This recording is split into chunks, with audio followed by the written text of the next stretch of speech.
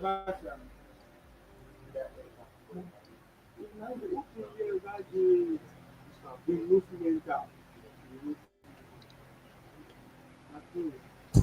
we're live.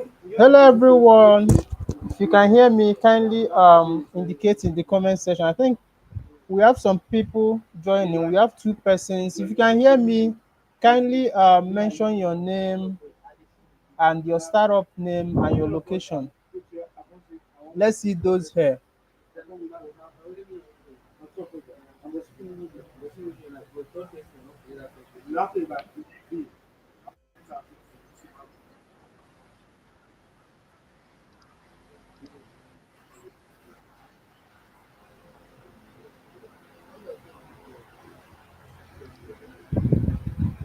We are waiting for those on the show. If you are here, let's meet you, your name, your business name, and your location so that we start. So, good afternoon, everyone. My name is Pascal, and you are welcome to the Moontech Labs webinar on minimum viable products.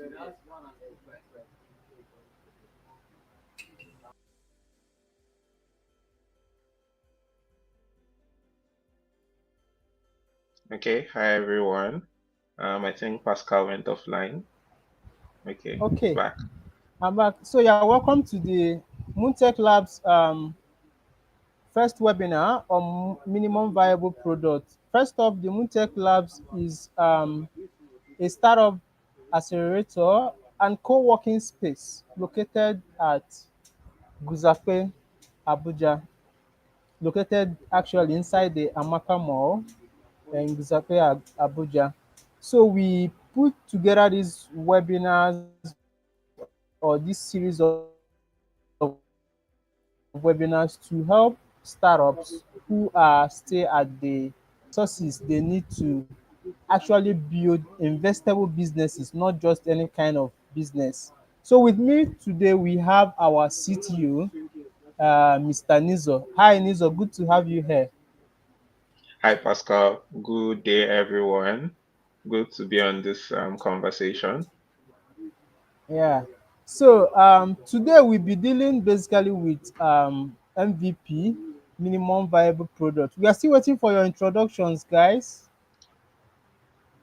I think the network is a bit shaky, even my own network. While they're still introducing or we're expecting more people to join in, we can just go ahead since we want to make it Okay. 1 hour and let's not skip more than 1 hour and then we'll just address. Yeah.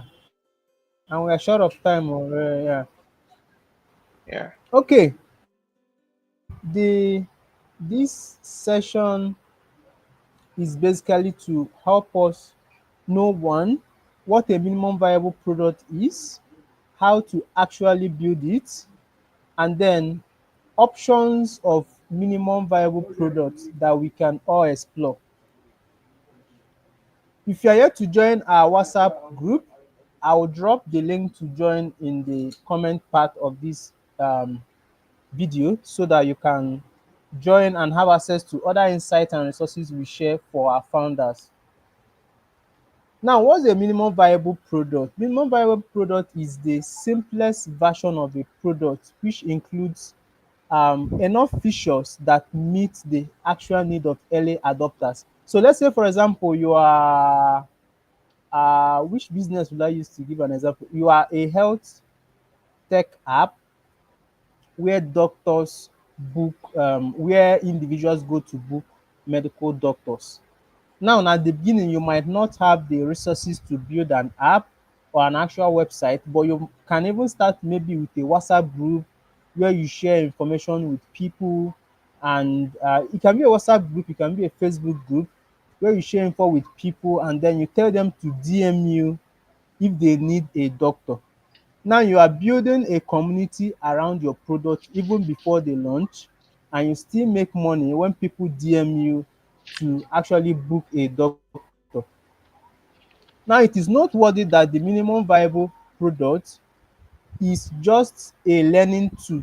It's not the final product. It's for you to gain more insight about what you are building so that you can use it to validate assumptions and then reduce the risk of investing your resources in a product that people don't actually want. So with the MVP, you reduce the cost of the testing, you get feedback to develop your product, and then you can improve your product based on the feedback you get from people.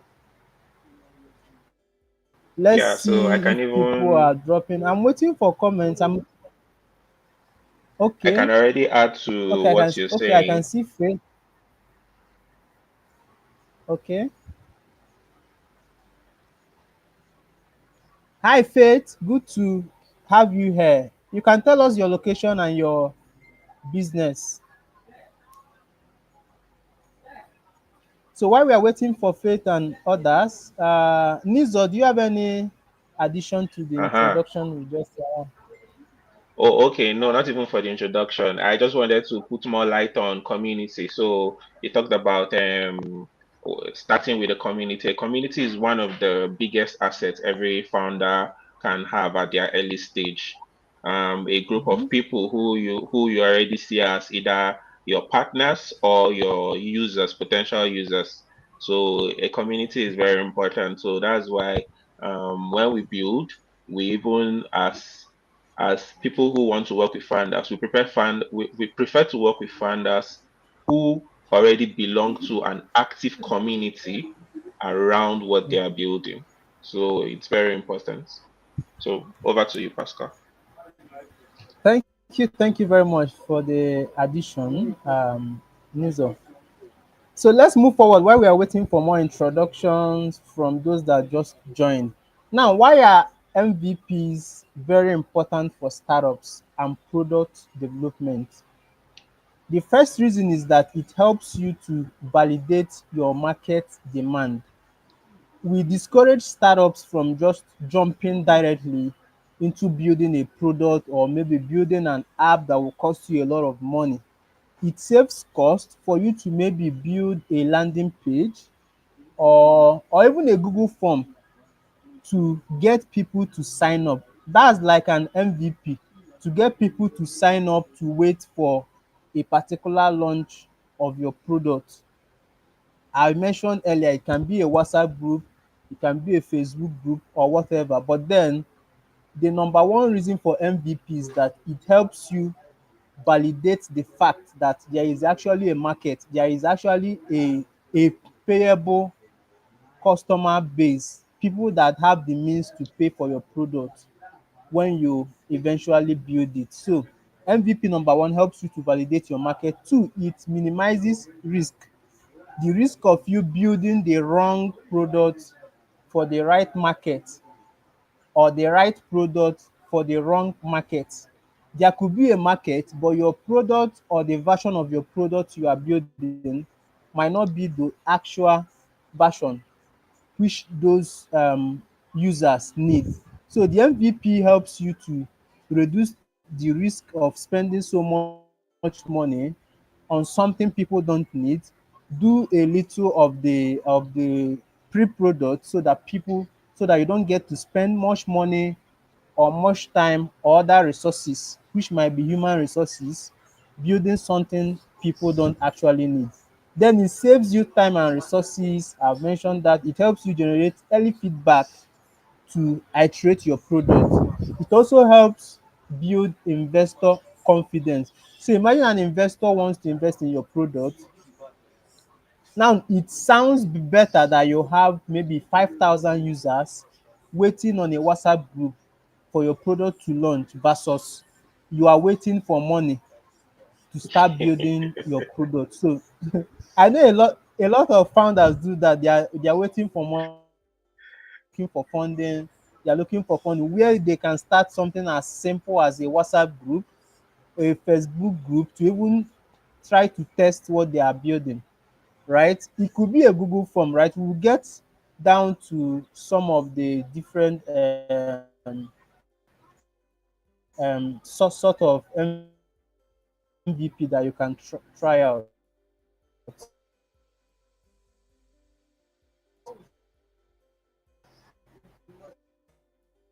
So you know whether you are actually serving the market you should be serving.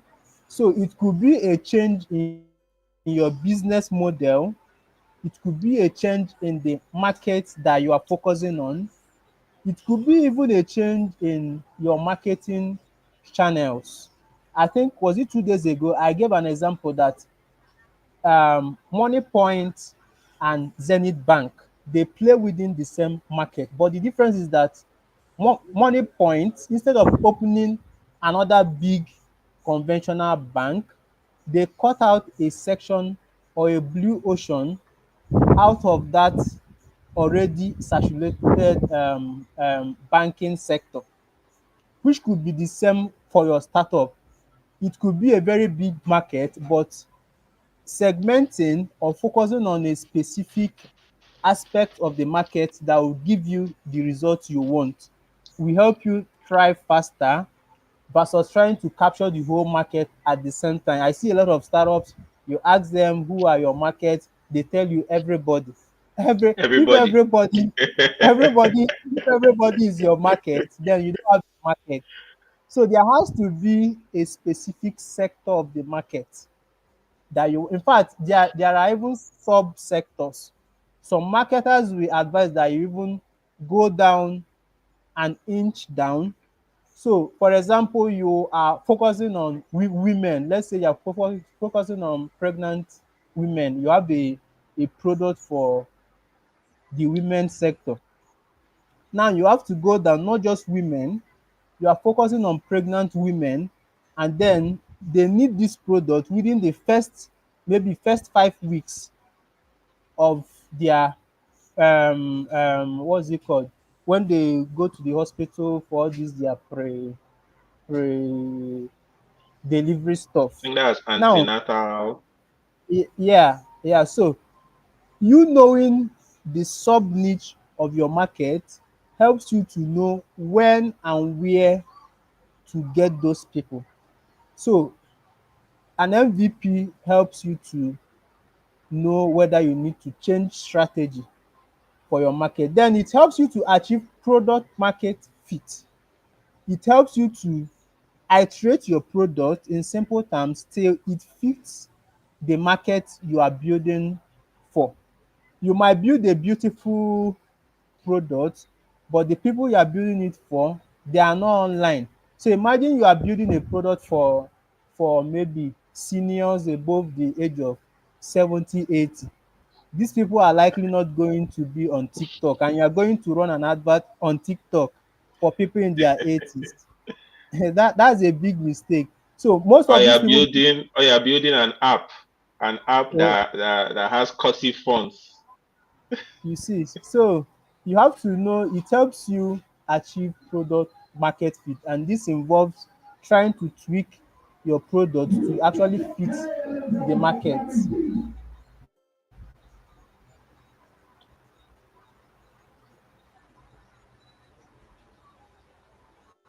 Okay. So examples of successful MVPs and types of MVPs. Um, Nizo, I don't know whether you have an addition here. Okay. Yeah. Yeah. For me, okay. For me, if I go back, I wrote some things. Talking about the unique Nigerian scenario. So building startups in Nigeria over the past 3 years now, working with startups of different types, both hardware and software.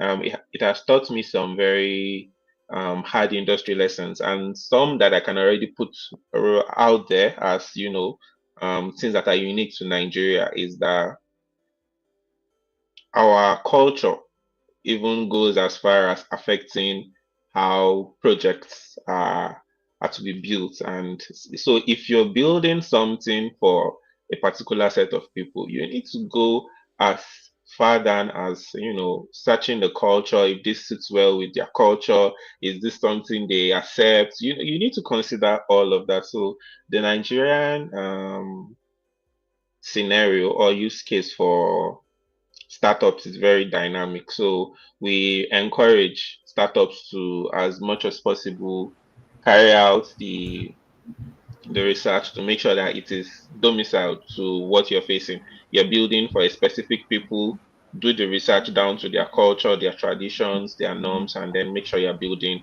around something that will be acceptable.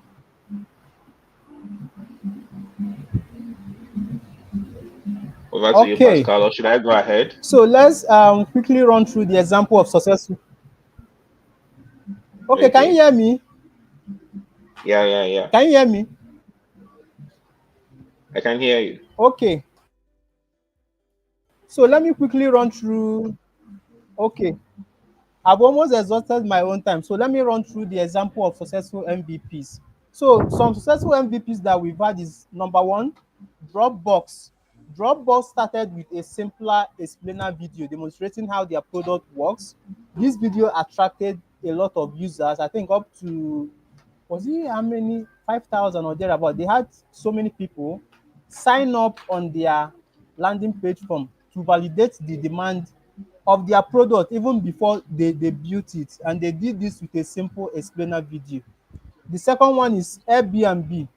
Airbnb, the founder of Airbnb, launched their MVP by renting out an air mattress in their apartments and creating a simple basic website to test whether their users would pay to stay in someone else's room, and the positive feedback they got led to the development of the actual platform.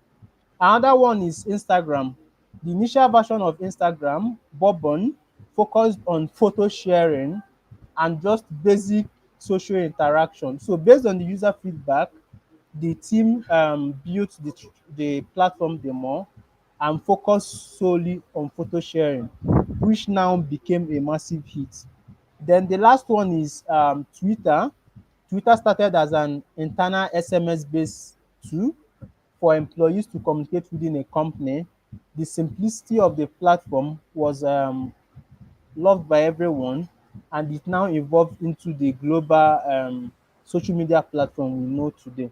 So let me quickly run through the types of MVP before I hand over to Nizor. Now, these are the types of MVPs you should consider while you are building. Number one is a single feature MVP. This is a product that focuses on one key functionality. For instance, I mentioned the example of a health tech app. Your number one feature is to help individuals to book doctors on the platform, right? So with this, you can start maybe on a WhatsApp group, on a Facebook group, or a simple website just to book, just to enable people to book doctors. Every other thing is secondary. You can be selling stuffs on the website and all of those things, but let that single feature that is focused on the solution you are building be on that MVP. That's about single feature MVP. Then number two is landing page MVP. This could be a simple website that describes the product idea, interest. Buffer use this. Buffer, a social media management startup, they use this when they were starting. Then explainer video MVP, which is what I mentioned about Dropbox. It could be a short video explaining your product and how it works to attract early adopters. Then the Wizard of Oz MVP. This could be a prototype where the back end work is done manually rather than using actual technology. Then Concierge MVP, a highly personalized approach where services are provided manually to validate the concept. Example, a food delivery startup might deliver orders personally before building a logistics app. Then you have a crowdfunding MVP, where you can use platforms like Kickstarter to validate an idea by pre-selling that actual product you are building. Then a piecemeal MVP combines existing tools and platforms to create functional prototype. Airbnb did that too. They actually launched on um, um, Craigslist for listings and booking before they built their platform. So I think in a nutshell about the types of MVP. Over to you, Niz. I don't know whether we have any questions. If you have any questions on the part I've listed, the types of MVP, you can send your message in the comment part of this session, or you can raise your hand and we call you up to ask your question. Okay, thank you, Pascal. I really like the types of MVP. Those of us that are core tech people, when you start mentioning this type of MVPs, sometimes we get scared. The one where he talks about a backend that is manually, operated. That's scary. That's scary to a developer. Then calling you later and telling you that, okay, oh, bro, see this backend, we've been running it manually. Oh yeah, automate it. Okay, but thank you very much. So I'm going to be talking more around some of the technical part of building an MVP. So first, we're going to be looking at the steps to build an MVP. So these are the steps, meaning actionable steps that you can take. Step one, step two, step three that you can take to build an MVP. So um, first thing that you need to do, you need to identify the core problem and target audience. He talked about that, but when it comes to converting concept to technology, these steps are the steps that end up generating the documents that makes this possible. So it's very important that we go through it again, but this time we'll capture it in a factual way. So some of the key questions that you can use for this step is to first ask what specific problem are you solving. You need to capture that down. So my own session is more, just take the steps down. And number two, who experiences this problem most frequently? You need to understand who you're building these things for. So if you have it, you write it down. Why is this problem worth solving? So this is very important. So that you don't just jump into investing in some form of development because it's still going to cost you money. It's very important that you understand whether you want to solve this problem right now. So there are so many problems out there. Um, Working for startups, like I said, for the past 3 years, 4 years now, there's so many problems, but some are meant to be solved by the government. Some are meant to be solved by, somebody. Not all are meant to be solved by startups because maybe that problem doesn't have somebody who is willing to pay for it. So that's a big problem. So it's very important to understand, is this problem worth solving? So now technical steps to make this, work. You need to analyze existing data sources. So how do you want to understand, the problem you are trying to solve? The moment you have it written down, you need to go and look for data. So in development, you need to be objective. So you need to work with data. So the first thing you do, like if you're in Nigeria now, you're trying to build maybe something around food, you can go to National Bureau of Statistics website. They have some data there. You can look at it, look at the statistics, study it so that you have, actionable data that you can say during presentation or that drives you that say, okay, I've carried out this research. I went to look at this data and I found that 10,000 people don't have access to this. 10,000 people are suffering. Then you can now say, okay, yes, you have something. Then you also need to conduct stakeholder interview and customer discovery calls. So it's very important. You're building a startup and you want to get stakeholders on board. You need to already start conducting some form of interview with stakeholders. Call your friend. Just pick up your phone, call your friend, and be like, "Guy, I'm building this thing. This is what I'm building. This. Will you invest in this solution?" So your friend will tell you, "Oh, guy, I don't think I will invest. I will invest. This is nice. This is not nice. So that's a potential investor. So you should um conduct stakeholder interview. Then customer discovery calls, very important to call this your same friend. Guy, will you pay for this if I sell this to you? Will you pay for it? If I tell you that you can come and book for this on my platform and get it done, will you pay for this?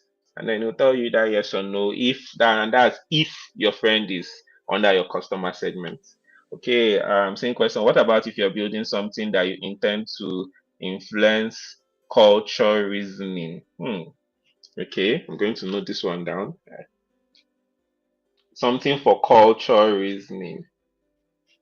Okay, so interestingly, yes, it's very I think I've worked around some startups that had to do with culture. So let's digress a little bit. So um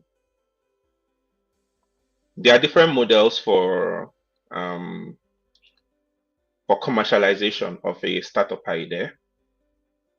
Some will be, I'm sure there are startups out there that are making their value via their ads, their platforms, their businesses that are making some form of input, not really collecting the final burden of payment from the customer. A third party is paying for something here, someone is paying for something here. Okay, and there's still, okay, as a startup wig maker, what MVP do you recommend? Okay, okay, this is a very important question. So an MVP for a startup wig maker can be a functional website. It can be a huge Instagram followership. Mr. Pascal, help me with more for this. I know this is your specialty. As a startup wig maker, what MVP do you recommend? Because this one can be driven manually for a very good period of time before. So put something here for me.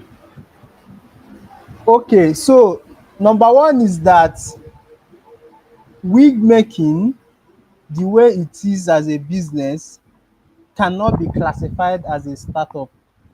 Sorry to break your heart, Faith. Wig making cannot be classified as a startup. Now, startups are businesses that are built to grow faster. For instance, we have real estate firms. I don't know the most known real estate firm in Nigeria. We have people that are into conventional real estate. They buy house. Hey, let's say Hilton Hotel. They have real estate. They have hotels across so many places. Now that's a conventional business. Now Airbnb, they entered the market and built a startup model designed to grow faster. Airbnb doesn't have a hotel, but they aggregate hotels. So through that way, they grew faster, they make more money than Hilton. So that's the difference between a startup and a conventional business. So I'm not saying that you should go and create a platform where all wig makers can come together and people can book them, and or if there is a market for that, fine. But then wig making, the normal business of wig making as it is a normal small business. It's not a startup unless you are applying some sort of technology that will make it, Technology. yeah, Yeah. that will make I it go think, go faster. yeah. So So I think so it's if some form of technology can be added to it in an innovative way, you can then say, okay, this is tilting towards this. And then I think there are other companies that have morphed from starting from something into something. Meaning, if you put technology on this and then you see that there's a demand, you might likely become another company, or you might morph into a newer a new demand sphere, not really wig making, but something that maybe got ignited by the introduction of technology into a process. And scenarios. Yeah. So I don't know if that really clarifies that. Then let's come back to identify the core problem. So now I think we were in the identifying problems that your audience are portraying out there. Then some of the technical steps again was yeah, use tools like Miro, yeah, Miro or Notion. So one thing I can tell you about Notion, Notion gives some form of credit to startups. So if you're a startup, you're working on Notion, you can apply for some form of startup credit that will give you more access to more tools. So if you need it to collaborate with your team. Um, then you need to, at the end of this, also develop an initial problem statement and a user persona.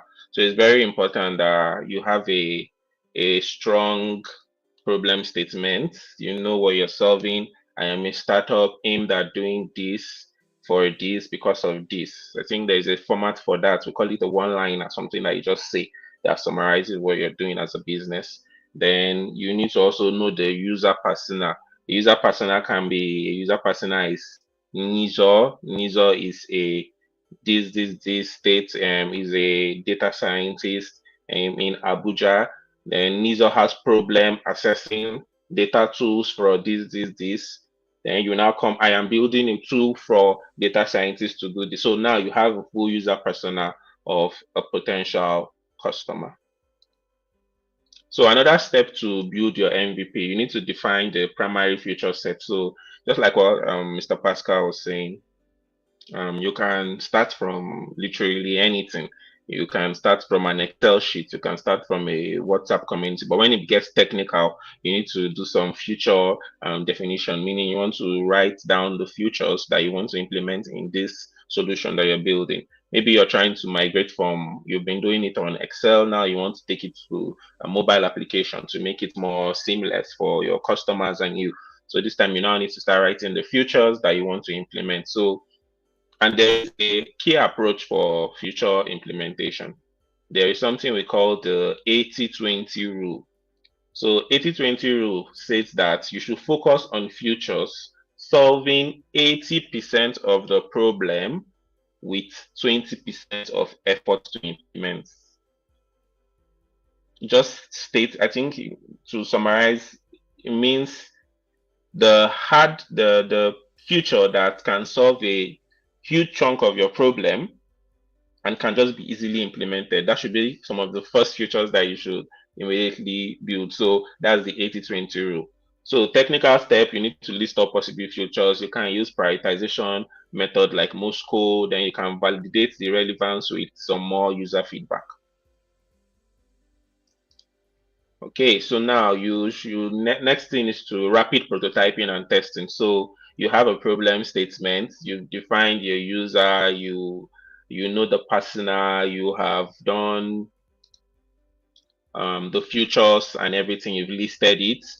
Now you need to rapidly prototype something. You need to build something that you're going to say, okay, this is the MVP. You need to prototype it. So steps and okay, objective here, when it's agile and when it's a startup, you need to build faster and test faster, meaning you're building and you're testing, you're building, you're testing.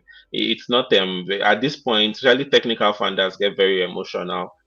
You don't need to get emotional. You get strong criticism, you get feedbacks that you don't like, but it's very important that you're open to all the process. So step-by-step approach for software solution, you need to get your wireframes done. You need to you can use tools like Figma. You can use there's so many other tools. There's this one I really like, Whimsical is for low fidelity wireframing. It just gives you the outline, no shiny pictures or anything. It just helps you with outline. Then prototype, you need to develop high fidelity interactive prototype. So if you have the time, if you have the budgets, and maybe you've gotten some funding, you can get the services of a product designer to help you do something more high fidelity, meaning like a Figma fully prototyped application. Then testing, conduct usability testing sessions with your target audience, capture metrics. So I'm a data scientist. I can't preach this one too short. You need to keep working with data. For every step of your development, you need to ask yourself questions that will require individuals to give you numbers. So on a scale of this to this, how do you see this? You need to be able to ask those kind of questions and be comfortable with the answer, because numbers are very important in the startup journey. You need to embrace the numbers that come at you. A lot of the numbers are not always very friendly, but it's very important that you embrace those numbers. Okay, so now we'll quickly look at some of the common pitfalls of to avoid while you're building your MVP. So one of the easiest one is overloading your MVP with features. So it's very important. Like I said, the 80/20 rule, you implement the biggest feature, the one that you have to use the smallest efforts. So make sure you don't overload. Pascal just said it that we've had MVPs that were just explainer videos. We've had MVPs that are just static websites without any dynamic function. We've had MVPs that are, so it's very important that you understand what you're working with, maybe budget, time, and then you build around that using the 80/20 rule. So don't overload your MVP. This is a trap like for the technical founders, myself and other technical founders out there. You just keep over engineering it and then you're like, oh no, this is not ready. It's ready. Ship it and get feedback, and then I iterate on that feedback. um Another thing, neglecting user feedback. So it's like I said, it's a funny and emotional journey when you're in startup development. You will fall in love with the problem, you will fall in love with the solution, and a lot of times you start ignoring user feedback. You falling in love with these things, it's not bad, but then it might cloud your judgment to, because you're not the user. You are creating a business. You want to sell something. You want to put something out there that somebody is going to pay for. So you need to be asking that user, does this make sense to you? Instead, will you press these four buttons to do this? It's very important. They'll tell you, oh no, like I don't have time to press four buttons. So now you need to know that your user process needs to maybe come down to two buttons. Maybe the first button sign in, the second button withdraw. Just make it shorter for them. So you need to keep having this conversation with the intended user. So question here, say, how can I ensure an AI powered matching for the wellness platform addresses cultural and diverse user needs effectively? Okay, I think I can give you feedback on this one. So one thing about AI that I have seen over time is that AI performs as good as the data that was used to train it. So if you're going to be building an AI powered platform that can help address some cultural issues, you will need to have started feeding that AI with a lot of information. So I can give you a real scenario here because I actually have worked on something closely related to this, but for business intelligence. So how it works for AI is that you need to find the data that you're going to be um, the data that makes more sense to what you're trying to solve and use it to reinforce an already existing model. That's the best approach to bootstrapping a startup. Say you want to bootstrap a startup now that's AI powered. There's no need for you to start from scratch. You can get open source models like 𝗙𝗏𝗯 and all the other ones, and then fine tune the model with your own information. So um, you can just go ahead, and I think some of your first research to be the kind of data that you need to train this model to help you improve this model. Then also to get to choose the best model that already suits or align with what you want to do that you fine tune. So I think this should help. Um, Sources of data, like for me, I can give you Expo. You can use blog posts. If there are blogs about targeted around them, let's say, or you have places where you can get articles that are in sync with what you're trying to build, you can use that as one of your data sources to reinforce a model that will now start outperforming the normal models out there for your own specific task use case. So I don't know if this addresses your question. Just know, in summary, know that the model is as good as the data that was used to train it. Yeah. So now back to common pitfalls to avoid. Mismanaging resources and timeline. Yes, a lot of founders get into this trap where you start mismanaging your resources. You're no longer working with like a scale of preference, or you get some form of funding, and all of a sudden you're on a jamboree, funding has come. So let's go on. So it's important that you stick to the the what you said you're going to use your fund to do to do it. So it's very important that you do that. And then timelines. In the world of development, timelines is is is spiritual. So you need to not break the timeline. If you agree to putting out something in 2 weeks, put it out in 2 weeks. It's very important. Timelines are sacrosanct. I don't know if that's the right word. So I think I have covered all my parts. Mr. Pascal, are you still there? Or do we have more questions? Because we're supposed to be going into the Q&A session. It's good we have more questions coming. More questions coming. Yeah.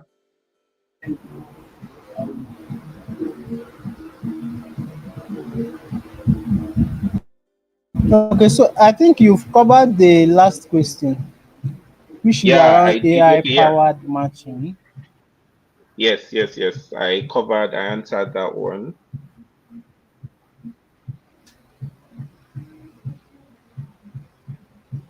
Okay, so guys, this is question time.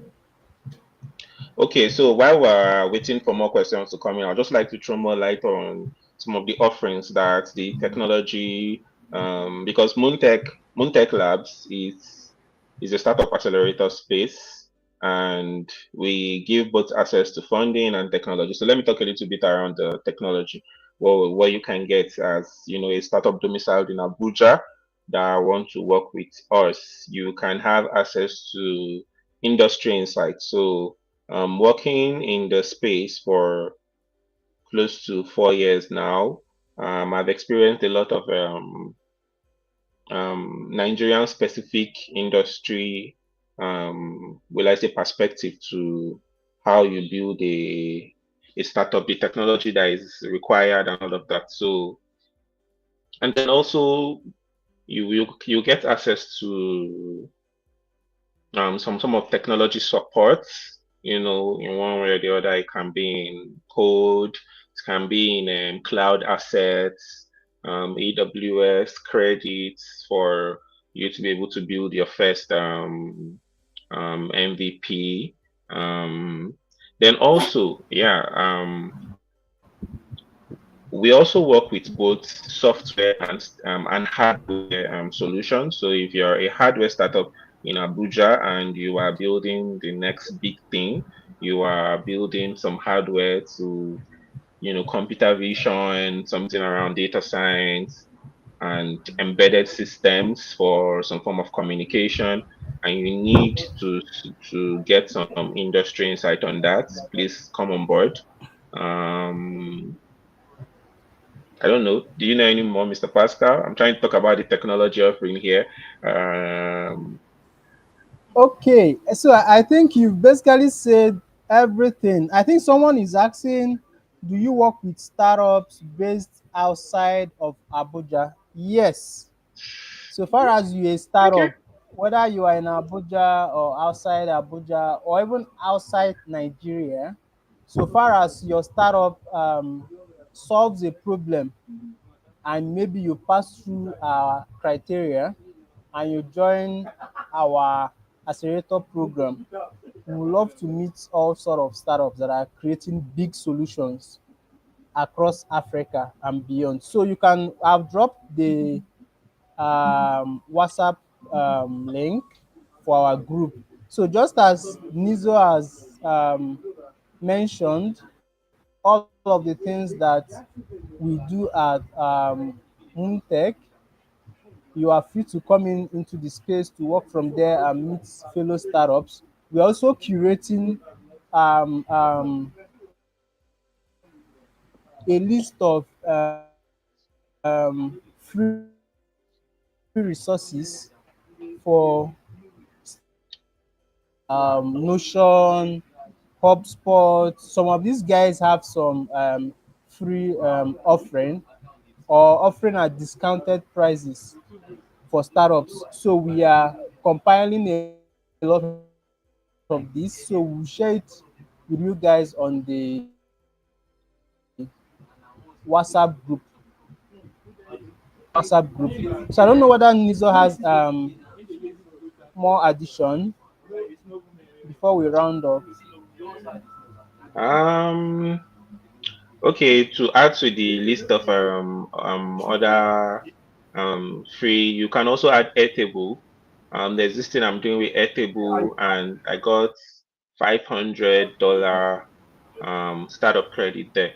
And you just need to apply, and then you just need to have some basic information, and they will grant you that credit, which you can use to help with your ERP, your CRM, and all of that, which is very important for startups. Imagine having access to premium ERP and CRM features for a startup that has to do a lot of communication, maybe in emails or in customer management and all of that. So Affable. You can check that out. Then, okay, one big advice. I am very happy I've not, I really want to put this out. So if I can give any advice to a technical founder who wants to build an MVP as quick as possible, that's supposed to be my roundup for the MVP session, is that you should learn a low code development tool. Low code development tools. So there are so many awesome low code development tools out there right now. One I can recommend is Flutterflow. With these tools, development is like a breeze. Like you don't need to be able to write, you know, I've seen it build AI solutions. I've seen it build very complex solutions in, let's say, a month. Yes, and the learning curve is not too steep. It's pretty reasonable. So if I right now, even for those solutions that require core development, with a very optimal team, you don't need more than 4 months to build an MVP, no matter how complex your solution can be. Yes, it's improving. You don't need more than 4 months. If today you want to build something that will carry you from that we I don't know whatever kind of API, you don't need more than 4 months. So with a low code development tool like Flutterflow or some SAP tools, you can check out SAP too. You are able to achieve MVP within a very short period of time.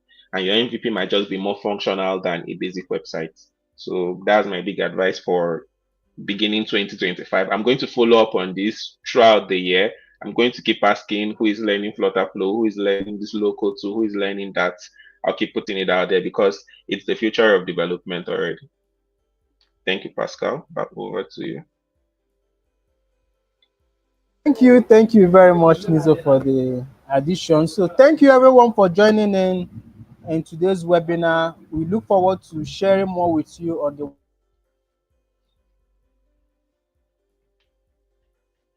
WhatsApp page. Scheduled, we'll get the full information on the WhatsApp group and we take it from there. So looking forward to seeing you guys on subsequent webinars. Thank you and bye for now. Bye.